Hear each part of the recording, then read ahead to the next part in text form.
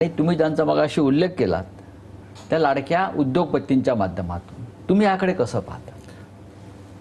मुंबईकरांनी एकवटून याचा विरोध केला पाहिजे. याचं कारण ही मी म्हटलं तसं एकाधिकारशाही.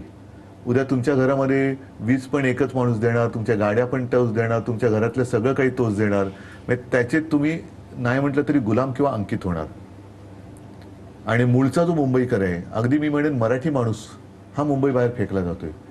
गिरणी कामगारांचा मोर्चा आता आझाद मैदानावरती आला होता. आता सरकार म्हणते की आम्ही त्याला मुंबईत घरं देणार. माझं तर म्हणणं आहे की धारावीमध्ये गिरणी कामगारांना का घरं देत नाही? कुर्ला मदर डेअरीची जी जागा आहे, जी ह्या धारावीच्या पुनर्विकासासाठी दिली गेलेली आहे, जिची गरज नाहीये, तिकडे गिरणी कामगारांना घरं का नाही देत? पूर्वी असं म्हणतात की त्या इंग्रज ह्याला त्या कोणाला तरी ती आंदण दिली होती मुंबई, पोर्तुगीज का इंग्रज कोण होते त्यांना. तसे तुम्ही यांना अदानींना आंदण देताय? काय संबंध आहे? म्हणजे सगळं काही तुम्ही त्यांना देताय. देवनाचं डम्पिंग ग्राउंड म्हणजे हा तर कहर झाला. आता त्या डम्पिंग ग्राउंडवरचा कचरा जो आहे तो महापालिका किती 2700 का काहीतरी कोटीचं त्यांचं टेंडर आहे. आता जी काय माहिती मिळते की तो कचरा साफ करण्याचा टॅक्स नागरिकांवरती लावणार, भूखंड अदानीला देणार. एवढंच नाही तर मला आणखीन पुढचं जे कळलं ते खरं असेल तर आणखीन भयानक आहे. ती काम साफसफाई करणारी कंपनी सुद्धा अदानीची. म्हणजे देश अडाणी चालवतायत, अदानी चालवतात किंवा अडाणी चालवतात की मुंबई सारख्या शहराचा सातबारा ना. म्हणून तर यांनी शिवसेना तोडली ना. आता तुमच्या लक्षात येईल की शिवसेना जी मुंबईसाठी कुठे तडजोड करणं शक्य नाहीच आहे, ती शिवसेना तुम्ही तोडायचा आणि चोरण्याचा आणि संपवण्याचा प्रयत्न एवढ्यासाठी केला. नाहीतर धारावीचा पुनर्विकास मी करत होतो. म्हणजे अख्खी धारावी साफ करणार, त्या धारावीमध्ये टॉवर बांधणार आणि त्या टॉवरमध्ये मराठी माणूस राहणार का? आणि त्याच धारावीच्या बाजूला जे बांद्रा कुर्ला कॉम्प्लेक्सची जागा आहे तिकडे अहमदाबादला जाणाऱ्या बुलेट ट्रेनचं स्टेशन हा निवड योगायोग समजायचा का? म्हणजे एवढं सगळं धडधडीत डोळ्यासमोर आहे. धारावी रिकामी केली जाते. धारावीमध्ये जे टॉवर येणार, आज तिकडचे जागांच्या किमती काय त्या बघा. त्या किमतीला मराठी माणूस किंवा कोणी मुंबईकर जो आहे सर्वसामान्य तो जमीन घेऊ शकणार नाही. मग तिकडे येणार ते कोण येणार की त्यांच्यासाठी बाजूला अहमदाबादला जाण्यासाठी बुलेट ट्रेनचं स्टेशन आहे. अशा पद्धतीनं या महाराष्ट्राच्या राजधानीवरचा उरला सुरला जो मराठी ठसा आहे तो पुसण्याचा प्रयत्न होतोय. तोच तर चाललाय आणि त्यालाच तर आम्ही विरोध करतोय. पण हा विरोध फक्त शाब्दिक दिसतोय. शाब्दिक नाही, तिथे जाऊन ज्या ज्या काही गोष्टी धारावीत करायच्या आहेत त्या आम्ही करतोय. पण ह्याच्यामध्ये ज्यांच्यासाठी लढतोय तो पण आता मराठी माणूस आता एकत्र यायला लागला. उद्धव साहेब, त्या प्रश्नाकडे मी येतोय की आता महाराष्ट्रात खास करून मुंबईत आणि मुंबईच्या आसपासच्या उपनगरामध्ये लादलेल्या हिंदी सक्ती विरोधामध्ये महाभारत घडताना दिसत आहे. आणि कधी नव्हे तो मराठी माणूस या प्रश्नावरती एकवटला. ही जाग कशी आली? बघा, मराठी माणसाचं एक वैशिष्ट्य आहे. मराठी माणूस हा आतताईपणा करणारा नाही.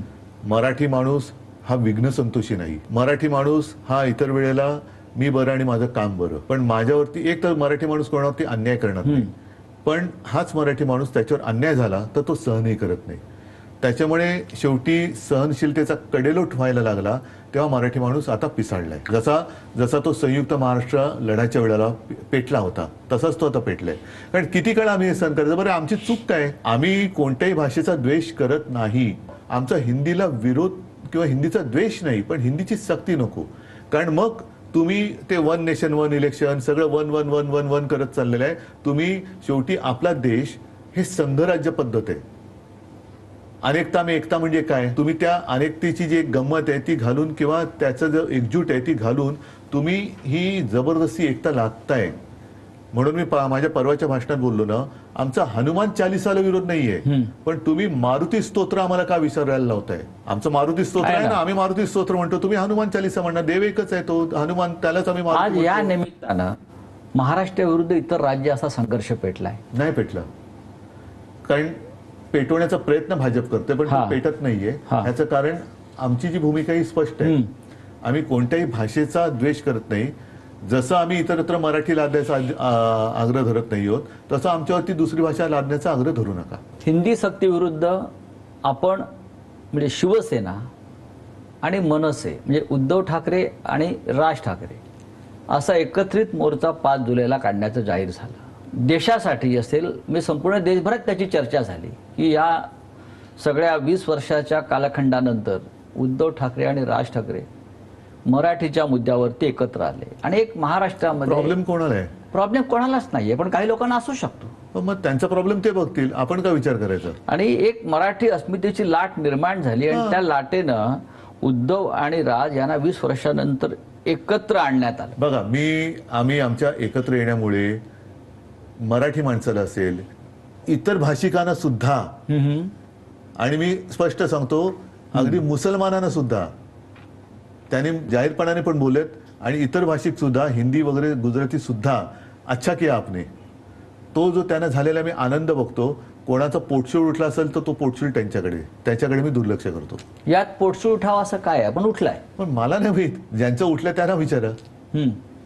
आणि मी आनंदाकडे बघतोय, पॉझिटिव्ह बाजू बघतोय. सरकारला माघार घ्यावी लागली आपण एकत्र आल्यामुळे. हो, नक्कीच. आणि त्यानंतर त्या मोर्चाचं रूपांतर एका विराट अशा विजय मेळाव्यात झालं. हा विजय मेळावा फक्त वरळीत झाला नाही तर संपूर्ण महाराष्ट्रात झाला. या संपूर्ण देशभरात झाला. आणि म्हणून मी म्हणतो ना की तुम्ही जो मगाशी सांगितलं की याच्यामुळे महाराष्ट्र किंवा मराठी विरुद्ध इतर राज्य असं अजिबात नाही झालेलं. इतर भाषिकांनी सुद्धा आम्हाला जे काही मोजके असतील त्यांनी जे काही मेसेज पाठवले किंवा निरोप पाठवले त्याच्यामध्ये त्यांनाही आनंद झाला. बहुत अच्छा किया आपने. मग ह्याच्यात मुंबईतले अमराठी पण आहेत, त्यांनी सुद्धा सांगितलं की नाही असं लढलंच पाहिजे.